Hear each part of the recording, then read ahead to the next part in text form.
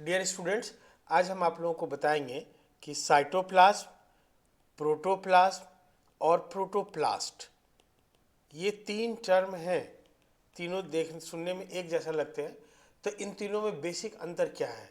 पहला टर्म है साइटोप्लाज्म, दूसरा है प्रोटोप्लाज्म, तीसरा टर्म है प्रोटोप्लास्ट। तो इसको ध्यान से सुनिएगा, बड़ा मतलब कन्फ्यूजन रहता है हमेशा। मैं कई बच्चों से बात किया हूँ और जब भी परीक्षा में आता है तो ये इस सवाल को गलत कर देते हैं।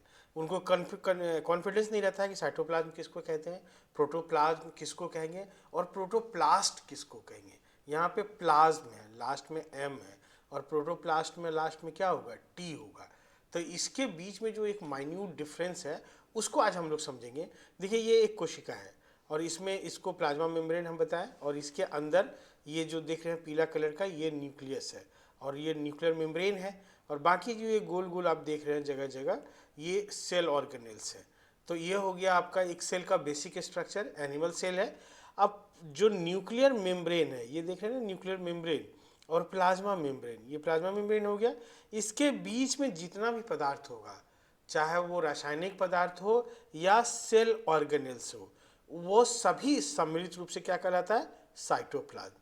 और ये टर्म दिया गया था रुडोल्फ वॉन कॉलिकर द्वारा 1863 ईस्वी में, ये ध्यान में रखिएगा। और प्रोटोप्लाज्म समझिए कि अब इस प्लाज्मा मेम्ब्रेन के अंदर न्यूक्लियस सहित जितना पदार्थ है सबको हम लोग प्रोटोप्लाज्म कहते हैं। तो साइटोप्लाज्म और प्रोटोप्लाज्म में बेसिक अंतर क्या हुआ कि जो सेल के अंदर एक प्लाज्मा मेम्ब्रेन के अंदर, इसमें प्लाज्मा मेम्ब्रेन इंक्लूड नहीं है, ये ध्यान में रखिए। प्लाज्मा मेम्ब्रेन के अंदर का जितना पदार्थ है उन सबको हम लोग प्रोटोप्लाज्म में ध्यान रखते हैं। तो प्लाज्मा मेम्ब्रेन को छोड़कर बाकी जितना चीज़ है सब क्या कहलाएगा, प्रोटोप्लाज्म। इसमें ये सारी पदार्थ भी आएंगे जो रासायनिक पदार्थ है, और साथ में न्यूक्लियस भी आएगा, जितना सेल ऑर्गेनेल है सब मिलके क्या कहलाएगा, प्रोटोप्लाज्म। और इस प्रोटोप्लाज्म में से अगर हम लोग न्यूक्लियस को हटा दें तो क्या कहलाएगा, साइटोप्लाज्म। इसलिए कि यहाँ पर मैंने फॉर्मूला भी लिखा है, देखिए, साइटोप्लाज्म प्लस न्यूक्लियस क्या कहलाया, प्रोटोप्लाज्म। अब आइए प्रोटोप्लास्ट को समझते हैं, इसको समझना सबसे ज़्यादा जरूरी है। तो जो सेल वॉल कंटेनिंग जितने भी सेल्स हैं, तो आपको मैंने पहले भी सेल वॉल में पढ़ाया हुआ है, मेरा वीडियो में जाके देख सकते हैं, रेगुलर वीडियो में। प्लांट सेल में सेल वॉल पाया जाता है, फंगी जो कवक कोशिका है उसमें आपको सेल वॉल मिलेगा, और जो बैक्टीरिया है प्रोकैरियोट, उसमें सेल वॉल मिलेगा। तो इन सेल वॉल कंटेनिंग जितने भी सेल हैं, जिस ऐसे सेल जिसमें सेल वॉल पाया जाता है, यहाँ गौर से देखिए, ये जो है ना, एक समझिए कि ईस्ट है, बडिंग ईस्ट है, ये बड है, और ये एक मेन सेल है। तो इसके बाहर ये व्हाइट कलर के देख रहे हैं, ये सेल वाल है, यहाँ पीला कलर का ये सेल वाल है, बैक्टीरिया, ये बैक्टीरिया है, और ये प्लांट सेल वाल है, जो ग्रीन कलर का देख रहे हैं वो सेल वाल है। तो सेल वॉल को अगर हम लोग रिमूव कर दें, जैसे ये सेल्यूलोज का बना हुआ है, तो सेल्यूलेज इंजाइम डालेंगे तो सेल वॉल ब्रेक कर जाएगा। ये आपको बताया हुआ है काइटिन का बना होता है, ये मैंने पढ़ाया हुआ है। तो काइटिनेज इंजाइम डालेंगे तो ये सेल वॉल रिमूव हो जाएगा।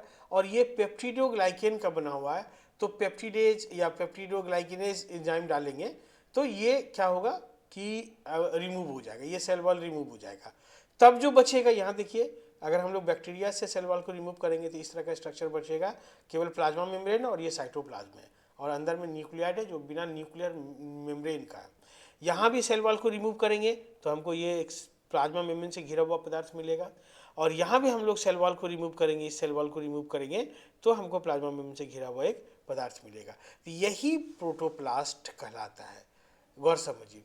तो प्रोटोप्लास्ट में क्या होगा, प्लाज्मा मेम्ब्रेन सहित होगा, और प्रोटोप्लाज्म में क्या होगा, प्लाज्मा मेम्ब्रेन को छोड़कर। यहाँ पे हम लोग प्रोटोप्लाज्म जो बोल रहे हैं, तो प्लाज्मा मेम्ब्रेन को छोड़कर अंदर का जितना पदार्थ है सब क्या कहला रहा है, प्रोटोप्लाज्म। यहाँ पे सेल वॉल को रिमूव करते हैं तब जो पदार्थ हमको मिलता है उसको हम लोग प्रोटोप्लास्ट कहते हैं। और ये जो है हैंस्टन के द्वारा 1880 ईस्वी में दिया गया है, साइंटिस्ट का नाम लिखा हुआ है, और इसमें कुछ कंटेंट लिख दिया, यहाँ पे भी लिख दिया, यहाँ पे भी लिख दिया, मैंने यहाँ पे भी लिख दिया। तो मुझे लग रहा है कि साइटोप्लाज्म, प्रोटोप्लाज्म और प्रोटोप्लास्ट, इसके बीच में क्या डिफरेंस है उसको आप समझ गए होंगे। और इस तरह से हम लोग शॉर्ट वीडियो के माध्यम से भी आपका ज्ञानवर्धन करते रहेंगे। आप में हमारे चैनल पर बने रहिए और चैनल को सब्सक्राइब कीजिए और लोगों तक ज़्यादा से ज़्यादा प्रचारित कीजिए। Thank you, all the best.